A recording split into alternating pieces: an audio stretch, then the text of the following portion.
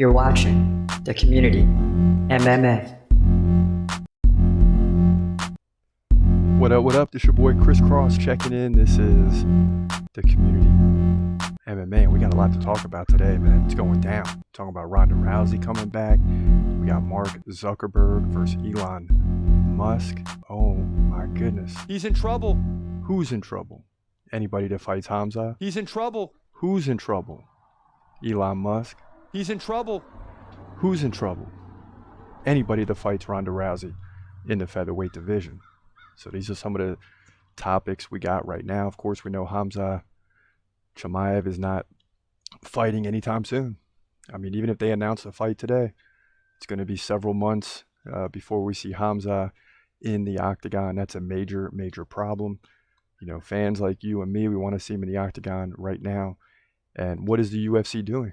Your guess is as good as mine. I mean, we're just continuing to wait and wait. We keep hearing UFC Paris and UFC 294. And he's going to fight Paulo Costa. He's going to fight this guy. He's going to fight that guy. Now he's going to fight maybe Brendan Allen. You know, we can't get a break here as far as actually getting a real fight scheduled. The guy's been in the octagon for 2 minutes in the past 15 or 16 months. And it seems like every time we do the show, it goes from 13 months to 14 months to 15 months. And he's still not only not in the octagon, we don't even have a fight date yet. I mean, and that's just crazy. So as we go around, they're talking about Rhonda Rousey potentially coming back. Henry Cejudo's coach is calling on her to return and fight in the featherweight division to save the division. And if Rhonda Rousey comes back, that would save the division. It might even set up an immediate title shot against whoever, because that division is crashing, and it's crashing real quick. And if it's going to be saved, it's only going to be saved by Rhonda Rousey. And guess what? She'd make a nice amount of money. But would she come out of wrestling? Is she still in wrestling? I don't even know. See, I'm getting ahead of myself. Is she still in WWE? Somebody let me know. You know, I catch one WWE event a year. And that's only because it comes to the hometown here and we get to see it in person. And then I watch it for a few weeks before and after. But I have no idea if Rhonda Rousey is still in wrestling. So maybe it's a possibility. You know, she's not going to cut weight and go back to bantamweight. That's not going to happen. But featherweight, you know, you're talking an extra 10 pounds. She can make that weight. And she could sell. That's for sure. So that's the talk. Now, you also got Chael Sonnen saying that Mark Zuckerberg and Elon Musk are going to fight at UFC 300. And that he got a call from Mark Zuckerberg. And Mark Zuckerberg is, of course, denying this. Who knows who's telling the truth? I lean more towards Zuckerberg. Or maybe he did make the call, but he doesn't want anyone to know. And, you know, if that fight happens, you're talking about making a lot of money. Can you imagine? I mean, would they raise the price of a UFC event, or would that be See, I think that needs to be a standalone fight. You know, book a few undercard fights, just make it a main card, book like 4 undercard fights, and put Elon Musk and Mark Zuckerberg at the top, and that thing is selling extra. Forget UFC 300. That thing is selling extra. In and of itself, is probably going to be at least $100. But that's one I might have to pay to watch.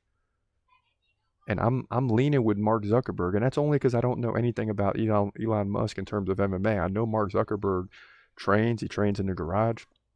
You know, he might be able to do something. He's actually been in a real MMA fight, or so we've been told. So I would lean towards Mark Zuckerberg winning that fight. And that's just not knowing any better. Now, what's going on with the Ultimate Fighter? This is what's going on with the Ultimate Fighter. Team McGregor is getting absolutely demolished. I mean, Team McGregor is getting demolished. Nate Jennerman went down. Trevor Wells went down. All the prospects. Aaron McKenzie went down. Mondo Gutierrez went down. But in each fight, Team McGregor's getting better. But it's hard to see them winning any fights because they got all the prospects. And this is going to lead to an absolute meltdown by Conor McGregor. This is why in the previews of the first episode, you see McGregor shove Michael Chandler in the face. And that's all they give you. And you know, that stuff's coming because McGregor's down 0-4. He's getting embarrassed. And Conor McGregor isn't in the business of getting embarrassed. He's in the business of winning. And right now he's down 0-4. And you're probably going to see a more serious, more amped up Conor McGregor tomorrow when Carlos Vera and Brad Katona get in the octagon. If you haven't seen that prediction, we already got Brad Katona winning. And there's no reason to get too deep into it because by the time some of y'all hear this, that fight will either be just around the corner or it will have already passed. But we definitely got Katona and really all of the veterans winning here. And Team McGregor is in serious trouble of getting swept. And can you imagine 8 episodes in, McGregor's off the show?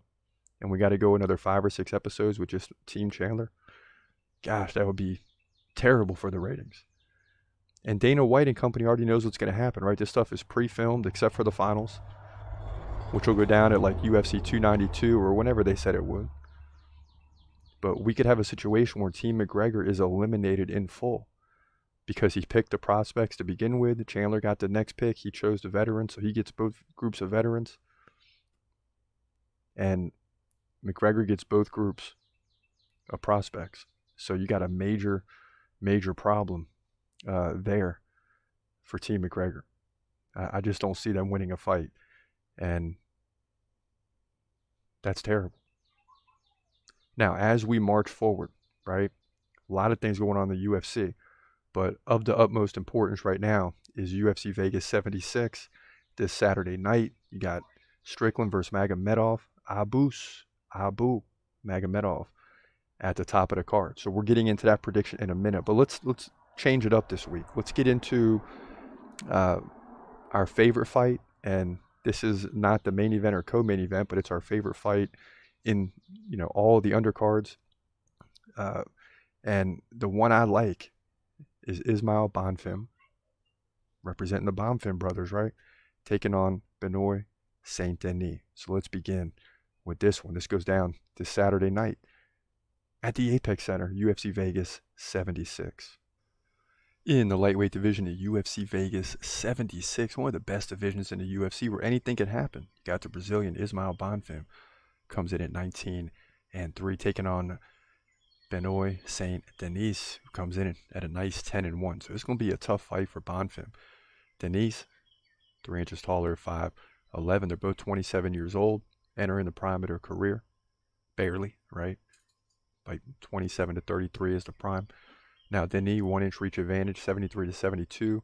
He's a southpaw or left-hander, where Bonfim stands right-handed. Now, in terms of activity, that goes to Bonfim. 5.3 significant strikes per minute to 4.4 for Denis. That's about a 15 significant strike advantage over the course of 3 rounds. Now, Denis lands more takedowns, over 1 per round. Bonfim gets like 1 every other round, but he's got 100% takedown defense, so he's going to stuff some of these takedowns from Denis. Bonfim opened a lot of eyes when he KO'd Terrence McKinney in the 2nd round. He also beat Abasov by decision in the Contender Series. So he's coming through the Contender Series. Denis has back-to-back wins over Gabriel Miranda by KO. Nicholas Stolze, big win by submission. Lost to Elizio Zaleski dos Santos by decision. You would expect that, right? Because, 2 guys that can land takedowns. That's a guy that has a lot of experience, and he just dominated him 149 to 67 in significant strikes, but Denis did have 2 takedowns.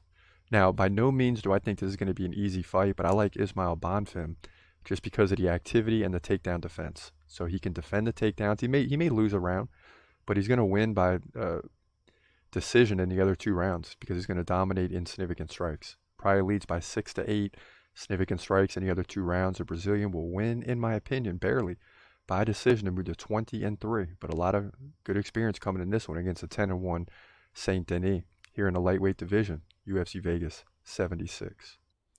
Yeah, so I like that fight because I think it's going to be a battle, and it's great experience for Ismail Bonfim.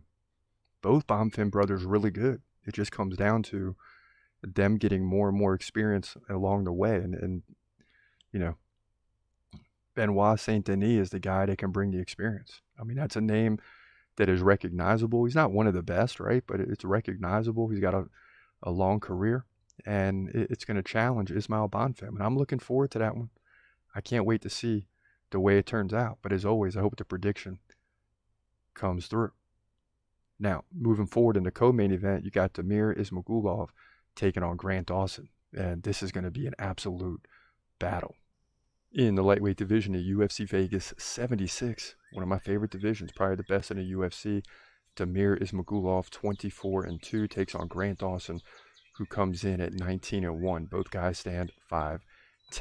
Ismagulov has a 2-inch reach advantage, 74-72. That could be important. Damir stands right-handed. Grant Dawson, on the other hand, is a switch stance fighter, which is always an advantage, right? Because they can switch their stance to match up with their opponent or go opposite stance. Now, Ismagulov, pretty active, 3.8 significant strikes per minute to 3.1 for Grant Dawson. In terms of takedown average, that leans towards Grant Dawson, 3.8 over the course of 3 rounds, where Ismagulov lands just a takedown over the course of 3 rounds. So Grant Dawson favored in takedowns, Ismagulov favored in terms of significant strikes, but those are pretty close. Now, Damir has fought some good fighters like Arman Sarukian. He lost by decision, but he beat Guram Kudalate, Rafael Alves, Thiago Moises, and Joe Alvarez all by decision. So he's got some good competition. Now, Grant Dawson, on the other hand, coming off the win over Marco Madsen by submission. Jared Gordon by submission. He did lose to Ricky Glenn. That's kind of shocking, but beat Leonardo Santos. So, you know, both fighters are really good. I'm not doubting Grant Dawson. I mean, gosh, the guy's 19-1. It's hard to go against him, man. But Ismagulov's 24-2. So they're both good in their own right. I like Ismagulov to sneak out a victory here. He's going to have to defend the takedowns, right? But he does so 3 out of 4 times. So I like him to find a way to win 2 out of 3 rounds. So I have to get out of one of these takedowns in one of those 2. But he will and win the fight, in my opinion, by decision to move to 25-2, lightweight division, UFC Vegas 76. Yeah, so you got a big one here, man, in the co-main event. And I like how this card is stacking up. You got some good fighters all around. And Ismagulov versus Dawson could really go either way. We just made our prediction because of the experience and the numbers. And I'll tell you now, if you look at our resume, right, we start off slow sometimes in the early prelims. Like last week, starting out 0-4 and then going 6-2 down the stretch, because as you get to the top of the card, especially the main event, and these guys have experience, the numbers hold up. Some of you get on me sometimes, oh, you're too much into the numbers and the stats, but look at the record, especially in the main event. We average like 75-80% in the main event because the numbers hold up. Now, sometimes you got an even fight and you just got to make a decision. And other times, a guy is better in significant strikes per minute and the takedown advantage. And his opponent has weak takedown defense. It makes it easy to predict. But that's the way we're going to go in that one. Now, in the main event, oh my goodness, Sean Strickland fights down a little bit against a rising contender, Abu Magomedov. Check this out. In the middleweight division at UFC Vegas 76, big fight. Sean Strickland comes in at 26-5, taking on Abu Magomedov. Really good fighter, comes in at 25-4. Now, Abus is 1 inch taller, is 6'2". They're both 32 years old. Magomedov's got a 2-inch reach advantage, 78-76. They both fight right-handed. Now, Magomedov's numbers are off the charts because of limited fights. 22 significant strikes per minute. That's unrealistic. 5.8 for Sean Strickland, which is really good, right, over the course of his career in terms of activity. He lands about a takedown over the course of 3 rounds. Nothing to speak of yet for Magomedov, but he can take the fight to the ground. However, Sean Strickland has an 85% takedown defense. He bounced back after back-to-back losses to Alex Pereira and Jared Cannonier to get the win over Nazaruddin Imavov by decision. But he's also beaten guys like Jack Hermanson, Uriah Hall, Christoph Jocko to work his way up the rankings. Now, Magomedov has just one fight in the UFC against Dustin Stoltzfus. He did his job, getting the first round KO in just 19 seconds. And that's why his numbers are so high. And it makes this fight really tough to predict because we don't know enough about Magomedov. We know a lot about Sean Strickland. We know he can fight with some of the best fighters. We know he can get in there and hang. I mean, against Cannonier, who we just saw what he did this past weekend. He lost that fight by split decision and actually led 152 to 141 in significant strikes. So this is a tough one because Magomedov could be much better than expected. I mean, I expect him to be really good, but it is Sean Strickland, one of the top guys in the division. So I got to go with him. The activity is great, 5.8 significant strikes per minute. That's remarkable. Again, Magomedov could come in and win. Not doubting him here, but just because of the experience and what we know about Sean Strickland, it's hard to believe he could lose this fight. But it could be a battle. It could be a long 5-round decision fight potentially. But Strickland wins, in my opinion, to move to 27-5 here in the middleweight division at UFC Vegas 76. Yeah, and I'm not sure, really on this one. I mean, Magomedov is just unknown at this level. I mean, we know what he's capable of. But we also know Sean Strickland is a top contender in the middleweight division. And could Abu just come in this early and beat Sean Strickland? I mean, anything is possible. But Sean Strickland is going to be highly motivated and therefore has a good chance to win. Both guys really got a good chance to win. But that's our prediction, and we'll stand by it. But listen, we'll probably be back at least one more time this week as we lead up to UFC Vegas 76. Will Rhonda Rousey come back? Does Elon Musk have any fighting ability? And can Conor McGregor turn things around? These are all the topics we'll be looking at over the rest of the week. But for now, this is your boy Chris Cross. Hope you have a great day and God bless. As always, peace.